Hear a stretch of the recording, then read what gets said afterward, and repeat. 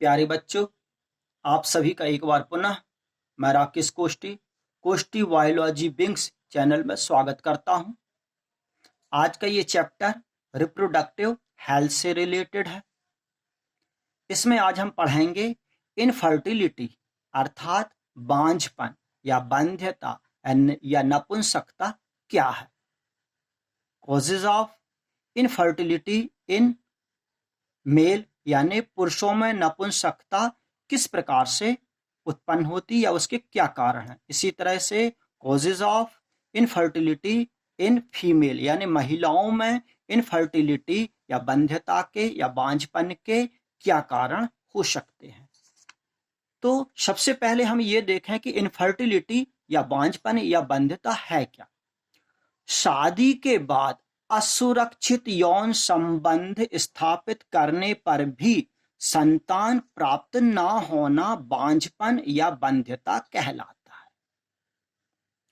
इसके कई कारण हो सकते हैं, जैसे शारीरिक कमी का होना या जन्मजात कोई प्रॉब्लम्स होना या कोई रोग उत्पन्न होना, रोगजन्य या औषधिक प्रभाव, औषधियों का क्या प्रभाव हमारे शरीर पर पड़ता है, साथ ही प्रतिरक्षात्मक यानी इम्यूनिटी से सिस्टम और साइकोलॉजिकल यानी मनोवैज्ञानिक, ये कई कारण बांझपन या बंध्यता के या नपुंसकता के हो सकते हैं। तो इनफर्टिलिटी प्राय टू टाइप्स की होती है, यानी दो प्रकार की होती। एक होती है प्राइमरी इनफर्टिलिटी और दूसरी होती है सेकेंडरी इनफर्टिलिटी। तो प्राइमरी इनफर्टिलिटी में क्या होता है, ये प्राइमरी इनफर्टिलिटी जो रहती है वो मेल और फीमेल दोनों में हो सकती है। इसके लिए मतलब मेल और फीमेल दोनों उत्तरदायी होते हैं। इसमें क्या होता, कभी गर्भधारण नहीं कर पाते। तो प्राइमरी इनफर्टिलिटी में कभी भी गर्भधारण नहीं हो सकता। अब इसके कई कारण हो सकते हैं। इसी तरह से सेकेंडरी इनफर्टिलिटी में क्या होता है कि पूर्व में गर्भधारण तो हुआ है, लेकिन बाद में उन्हीं महिलाओं में यानी फीमेल्स में गर्भधारण नहीं होता। अब इनफर्टिलिटी इन मेल यानी पुरुषों में नपुंसकता के क्या कारण हो सकते हैं। पहला कारण है कि उनका सीमेन यानी वीर्य की मात्रा में कमी होना, या वीर्य में उपस्थित यानी सीमेन वाले भाग में उपस्थित स्पर्म की संख्या में कमी होना, या स्पर्म की गति में कमी होना। सीमेन में यानी वीर्य में स्पर्म यानी शुक्राणुओं की यदि अल्प मात्रा होती है तो उस स्थिति को हम ओलिगोस्पर्मिया कहते हैं। यदि स्पर्म की अनुपस्थिति होती है तो उसे एजोस्पर्मिया के नाम से जाना जाता है। साथ ही यदि वीर्य में यानी सीमेन वाले भाग में फ्रक्टोज की कमी हो जाए, या सेमाइनल फ्लूइड यानी शुक्र रस की मात्रा में कमी होना, ये सभी कारण पुरुषों में इनफर्टिलिटी के होते हैं। साथ ही टेस्टिस का स्क्रोटम सैक यानी वृषण कोश यानी जो हमारे वृषण हैं वो उदर गुहा के तो बाहर पाए जाते हैं एक सैक में, तो जिसे हम स्क्रोटम सैक कहते हैं। तो टेस्टिस का स्क्रोटम सैक में ना उतर पाना अर्थात उनका एब्डोमिनल कैविटी में ही रहना, इस स्थिति को हम क्रिप्टोऑर्किडिज्म कहते हैं। साथ ही टेस्टिस में पानी का भर जाना, यदि टेस्टिस वृषण में पानी भर जाता है तो उस स्थिति को हम हाइड्रोसिल कहते हैं। अधिक शराब पीने से भी नपुंसकता आती है। साथ ही यदि और इस पर शुक्राणुओं के निर्माण में यदि कमी हो जाती है तो भी पुरुषों में नपुंसकता आ जाती है। अब हम पढ़ें इनफर्टिलिटी इन फीमेल यानी महिलाओं में बांझपन के क्या कारण हो सकते हैं। तो इसके कारण हैं जो एंडोक्राइन ग्लैंड्स हैं यानी थायराइड है और एड्रिनल ग्लैंड्स की एबनॉर्मेलिटी यानी असामान्यता।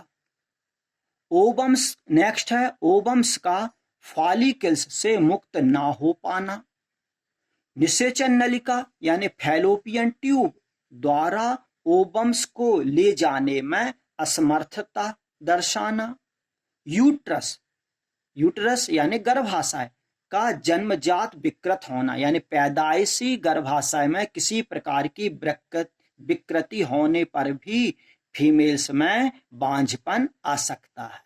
साथ ही गर्भाशय में ट्यूमर यानी अर्बुद का होना और दोष युक्त योनि विकास यानी योनि वाला भाग यानी वेजाइना वाला भाग में किसी प्रकार का इन्फेक्शन है या किसी प्रकार से वो विकार ग्रस्त है तो क्या होगा, फीमेल्स में बांझपन आ सकती है।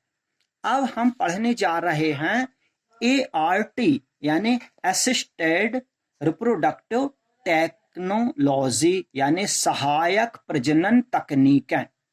अब क्या है कि बांझपन से यदि ग्रसित दंपति हैं और उनमें इलाज के दौरान भी गर्भधारण और संतान सुख प्राप्त होता है, लेकिन कुछ दंपति ऐसे होते जो इस सुख से वंचित रह जाते हैं।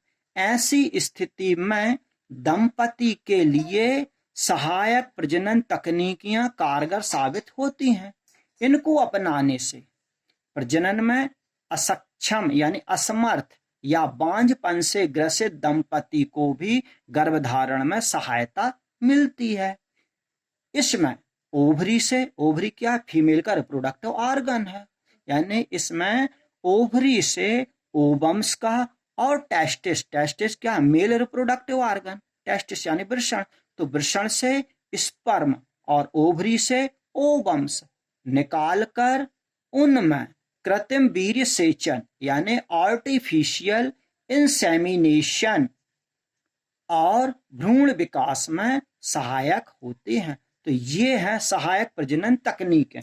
अब सहायक प्रजनन तकनीकियों के अंतर्गत हम कुछ टर्मिनोलॉजी पढ़ते हैं। तो रिप्रोडक्टिव हेल्थ से रिलेटेड टर्म्स यानी वर्ड्स क्या है, ART यानी असिस्टेड रिप्रोडक्टिव टेक्नोलॉजी, IVF यानी in vitro fertilization, ZIFT ZIFT यानी जाइगोट इंट्राफैलोपियन ट्रांसफर, इसी तरह से गिफ्ट यानी GIFT गिफ्ट यानी गैमीट इंट्राफैलोपियन ट्रांसफर, AIT यानी आर्टिफिशियल इंसेमिनेशन टेक्निक,